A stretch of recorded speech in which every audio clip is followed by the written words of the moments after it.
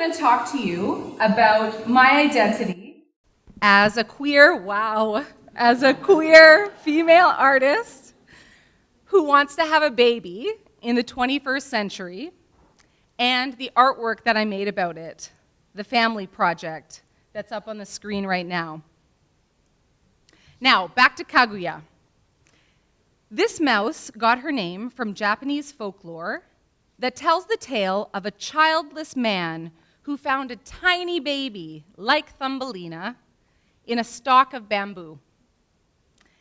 As the impossible seemed to occur there, so it also occurred in the science lab, and hence the shared name.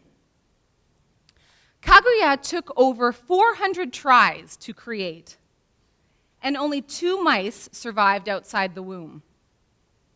One was euthanized for genetic analysis, and the other, Kaguya, lived into adulthood and had pups of her own by conventional means.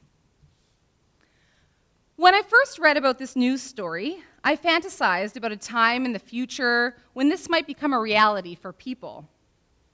I knew it wouldn't happen within my fertile years, or maybe within my lifetime, but it still marked a time of major reproductive change that could serve factions of queer communities. My response was to make a body of work. I photographed all of my family and all of Rena's family, and I merged each of our families together and then merged each of us together in the hopes of seeing what our adult child might look like. Rena and I were together for 8 years, and for the first half of our relationship, we both didn't want children. We would say, down with babies, not get down with babies, but down with babies. And then when I was approaching 30, I started to want one.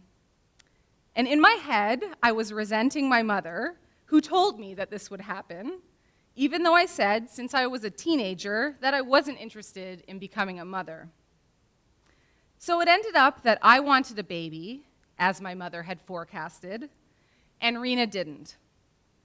And so, before the work was complete, Rena and I split up. And 3 months later, my dad died.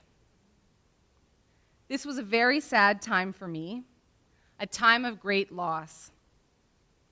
And during this loss, I was offered a show at Bushland Mowat Galleries. Barry Mowat wanted to show the family project. This forced me to spend countless hours editing large-scale images of Rena, my dad, and our families. But I'm grateful for the show because I may not have ever completed this project, and I think it's important work that goes beyond my personal story. A really cool, unexpected thing that happened when I merged our families and each of us together is that one of our eyes came together perfectly. It seemed uncanny. It seemed to link us all genetically, across cultures, and across families. The composition of doubled heads was based on chromosome illustrations, and the front head, back head configuration was meant to suggest the cycling of generations. As I was completing the photographs for the exhibition, I was also in search of a taxidermist who would stuff a mouse for me, because I wanted Kaguya represented as the inspiration and catalyst for this work. But it was really hard to find. Everyone I encountered wanted me to bring them a mouse to work on, but I didn't want to kill anything. After a year and a half of looking, I found Steve Kulash, a well-known taxidermist from the movie industry, who had a freezer full of mice and rats. 2 weeks before the show was scheduled to open, Steve died tragically in a house fire.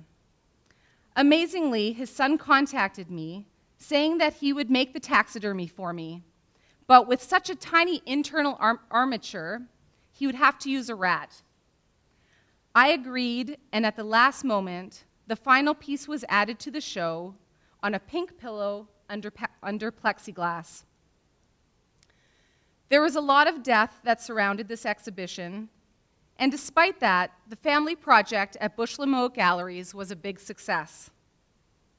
It garnered a lot of press in the newspapers, television, and online, and we had a super fun opening. It's now 9 years after the birth of Kaguya, and 3 years after the completion of the family project. I'm 38 years old and still on the path to a baby, as emerging reproductive technologies mark our time in the 21st century. Thank you.